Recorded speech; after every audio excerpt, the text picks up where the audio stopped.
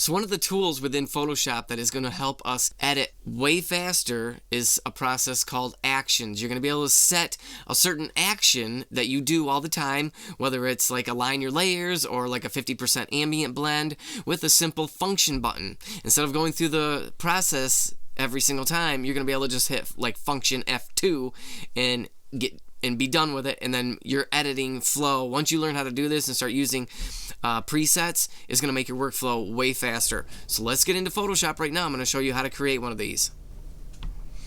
Alright, so here we are in Photoshop, and this is kind of a cool edit I'll just do with you right now. This was straight out of camera with a little bit of a lift in the shadows as my ambient layer, but I did need to want to pop a flash to get some of the window pull, so I just came into the room and shot a flash. So what we can do first is, and I recommend you doing this if you're messing with your camera settings in between the ambient and the flash layer, is doing an auto-aligning your layers. So how you would do that is you're going to have to select both. All I did was hold Command down and click on the bottom one. Come up here to Edit, Auto Align, make sure Auto is selected, and then hit OK.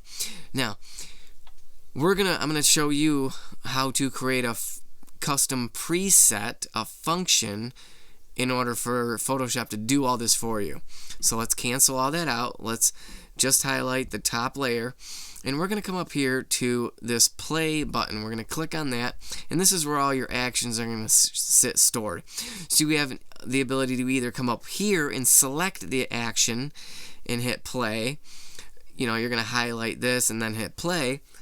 Or you can just assign it to a function button, and that's what I'm going to show you how to do. So you can actually do both. So what we're going to do is we're going to hit this plus sign right here, the box with the plus sign, and let's click on that, and let's label this Auto Align Layers. And now we come down here to Function Key, click on that, and let's call this Function 5. And we'll just leave it. I don't want to have to hold Shift or Command or anything. I just want to hit Function and then F5 on my keyboard. So let's hit Record. The shortcut for the action will hide the shortcut for the brush settings command. Okay. Let's start. So now it's recording everything that we do.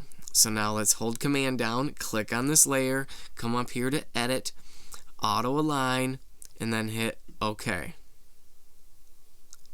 And that's it. And now we have to come over here to the box, the white box here, and hit stop.